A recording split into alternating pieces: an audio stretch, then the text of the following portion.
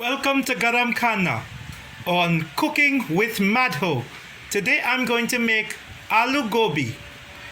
It's a very famous Indian dish involving gobi or cauliflower and potatoes.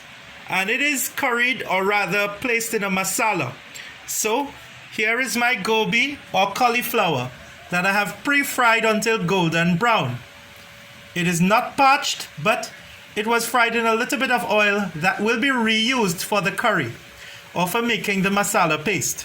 This is my gobi, this is my cauliflower. Another star ingredient is my aloo or potatoes. These are my potatoes. If you find it look a little bit strange, it's because I have a secret for you. It's actually sweet potato. Today I'm going to experiment cooking aloo gobi with sweet potato. Then, to make the gravy, I need to use tomatoes. And the tomatoes will be immersed in my usual suspects: onion, garlic, and pepper, which is not chili, but I'm replacing it by using scotch bonnet, West Indian scotch bonnet. I will just add some character to my aloo gobi by putting in some mixed vegetables that I have from a pack that I buy, a commercial product.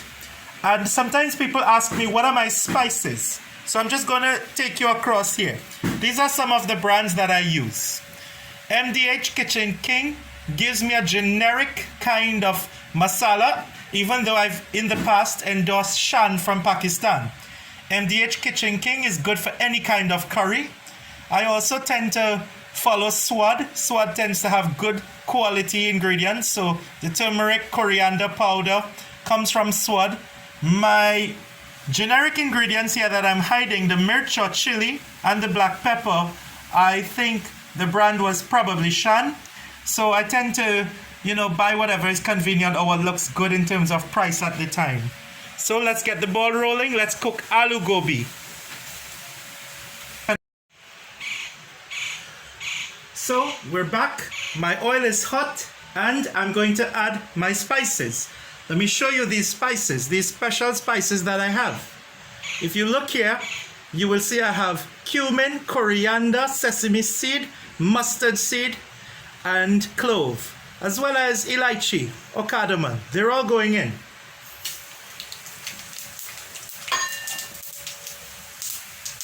Then I'm going to add my onion.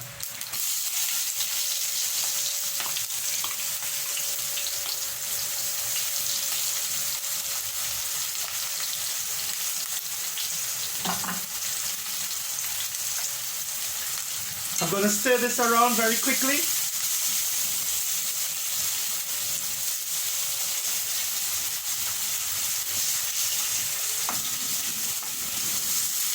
You will notice that I've placed a relatively high percentage of sesame seed and mustard seed because I like sesame seed and mustard seed. Some people like a lot of cumin in aloo gobi. I like the cumin and the taste of ginger, but also some mustard seed. So I'm going to wait for this to become more translucent. I don't need it golden brown, but I want some translucence. And then I'm going to add my garlic and my pepper, like now. So I've thrown in my garlic and my pepper. What I'm going to do is put a little bit of salt now. Just a little bit. It's always good to extract the flavor from the onion by adding a little bit of salt. Now I'm not going to put too much salt at the end, because I salt in layers in very small amounts. For obvious reasons, I want to avoid any hypertension situation, and it's important to try to do that. Also, if you're wondering what oil am I using, I'm not using mustard oil, I'm using coconut oil, which has been proven by several research papers, once again, to be healthy. And organic coconut oil from Trinidad. I'm using the Grace Kennedy brand today. That is from Trinidad, manufactured in Trinidad. I think it's part of an arrangement with Caribbean Growers Association, the CGA, or Coconut Growers Association rather. So I believe in using local ingredients. My onions are local, my pepper is local. Most of my local fresh ingredients will always come from very close to my yard, maybe, or my house, but the spices, unfortunately, I do have to import some of them they will be imported from the Indian grocery. So that's looking good. I'm going to throw in a little bit of turmeric, not too much. I'm going to throw in some coriander powder. A little bit more coriander powder goes in than the turmeric. The turmeric is more for flavor and taste. I'm definitely going to put in some minced. You'll notice a higher quantity of minced or chili went in with the coriander.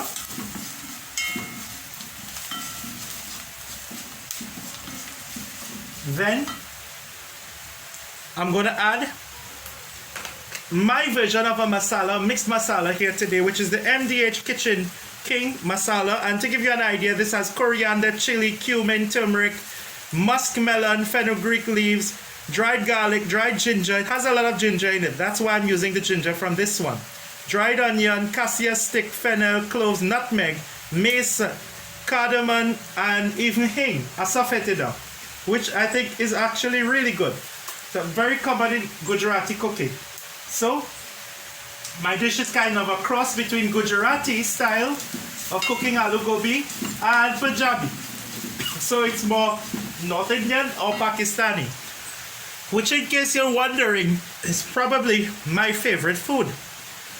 In case you notice I'm sounding a little bit choked up, it is because I am.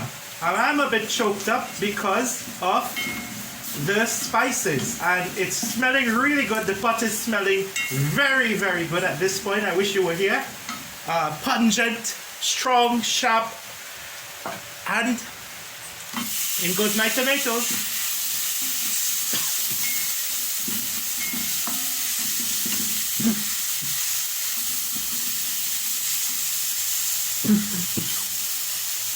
So after the tomato was added, I placed the cover on it because it was really hot and fuming. Then I reduced my heat to basic, and I left it there for about 5 minutes, and let's see what happened. That's how it looks. That is how it looks at this time. If we were to just turn that around, we could definitely see how beautiful it is. Then it's time to add my other ingredients. So I'm gonna put my potatoes in.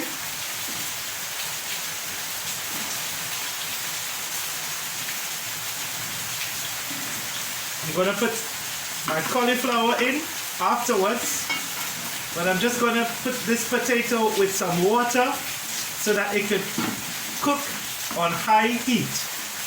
Right, and then I'll add the gobi or the cauliflower, which has been pre-fried.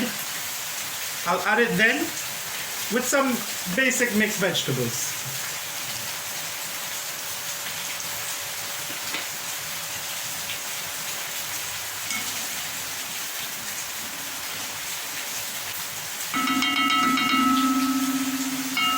So I'm going to put that to boil.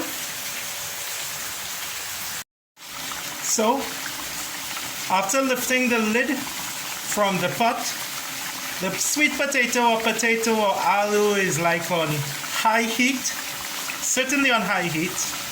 Let me show you, it's kind of cooked through.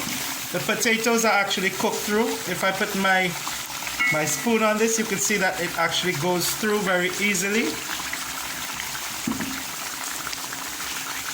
So if we look here, that's the consistency I want. Right, so I'm now going to add my gobi, my cauliflower, and my vegetables. I'm also going to throw in some garam masala that I made. I'll give you the recipe for this. Make sure you check the recipe. A lot of people are asking me, why don't I put more gobi in my aloo gobi?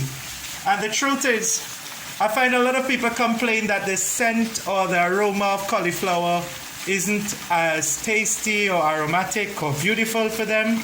So that's why I don't put too much gobi or cauliflower in. So if you notice here, it's enough to make it pretty. It's enough to eat, and I don't dominate. Also, one gobi is pretty expensive in the market, so I'm trying to stretch my product. Okay? Now I don't want this to burn. I don't want my masala or curry to burn. So I'm going to turn the heat off it. I'm going to put it on a low simmer. Right? I've already added my garam masala. So I'm just going to cover this for about 10 or 15 minutes. And then we will serve this.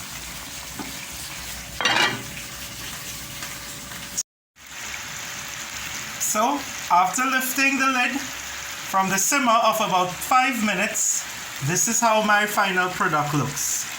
Right, everything is well integrated.